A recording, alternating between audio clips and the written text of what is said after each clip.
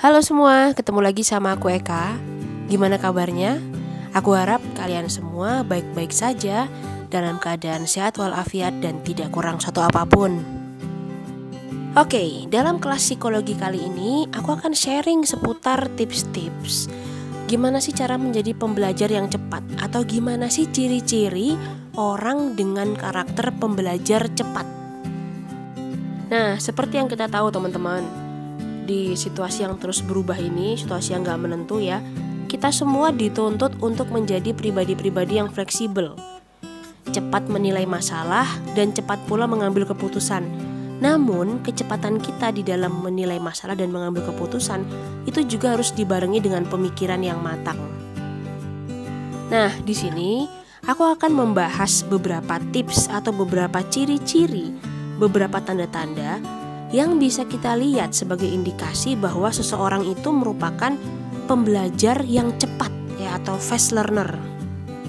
Tips yang aku berikan ini dapat digunakan untuk teman-teman sekalian yang masih memiliki putra-putri usia kecil, misalnya dari balita, kemudian masuk SD, remaja, hingga teman-teman yang duduk di bangku kuliah atau bahkan yang sudah lulus kuliah dan sedang bekerja ya.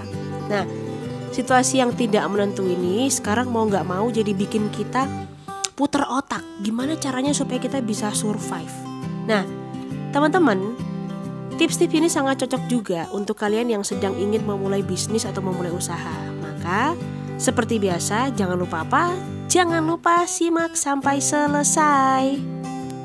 Ciri-ciri yang pertama terkait orang dengan karakter pembelajar cepat, yakni tidak malu mengakui saat dirinya tidak mengetahui sebuah permasalahan.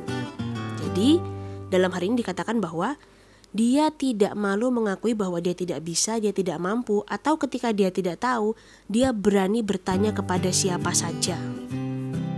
Karena bagi orang-orang dengan tipe pembelajar cepat, semua ilmu itu bisa didapat dari mana saja dan dari siapa saja. Tidak terbatas misalnya dari anak kecil, dari dewasa, atau bahkan lansia, atau bahkan dari pedagang keliling, pedagang asongan, hingga sekelas guru, profesor, ataupun orang-orang yang ahli di bidangnya. Jadi bagi mereka, si pembelajar cepat, kalau tidak tahu, tanya. Kalau nggak ngerti, diperjelas. Nah, supaya meminimalisir kesalahpahaman ketika mereka sedang mengerjakan tugas-tugas atau kewajiban yang diberikan. Nomor 2, tipe pembelajar cepat yang berikutnya adalah tidak takut gagal. Bagi karakter atau tipe yang nomor 2, tidak takut gagal ini, mereka sudah berpikir, mereka tuh memiliki mindset bahwa kegagalan itu pasti. Nah, namun pada saat mereka bisa bangkit lagi, kemudian mencoba dengan cara yang lain, nah itu mereka akan mendapatkan kepuasan yang lebih dan semakin kaya informasi yang mereka miliki terkait hal-hal yang tidak boleh dilakukan ketika nanti mereka sudah berhasil mencapai bisnis atau usaha atau kegiatan yang harus mereka kerjakan. Lalu yang ketiga, saat menemukan kendala atau masalah, segera mencari jalan keluar.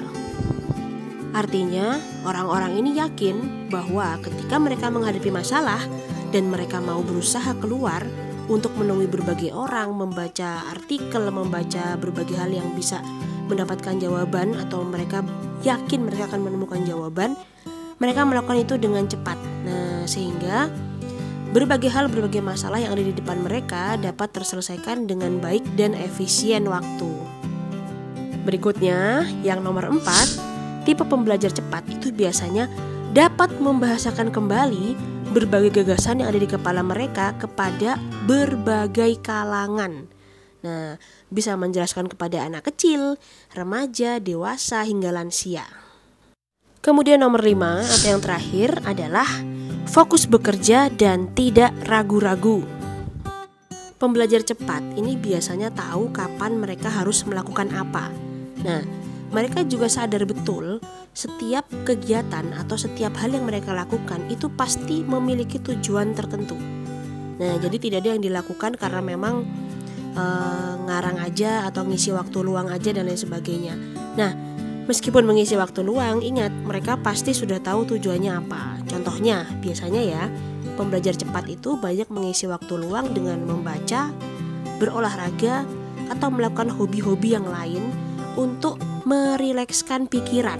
Nah, supaya nanti pada saat mereka sudah on track atau kembali lagi ke jalur bekerjanya, itu pikirannya udah fresh.